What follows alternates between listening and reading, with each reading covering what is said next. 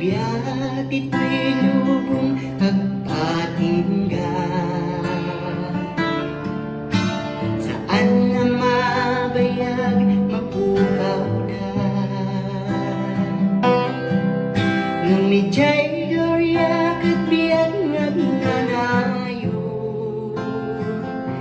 Madamdamay sunduti pagtangan, di ka maupay, di ka agsano. Ang naragsak, di pagtumpalan, at tuloy ka kan Jesucristo. Dati gungunang aguray ken ka, di ka maupay no dagiti gagayem mo.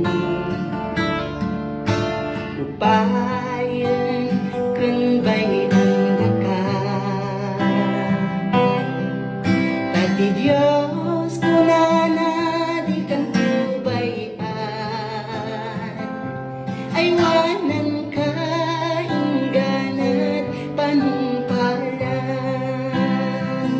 Di ka maupay, di ka agsano.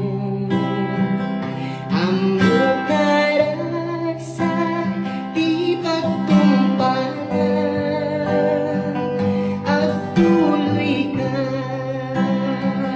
kan Jesucristo.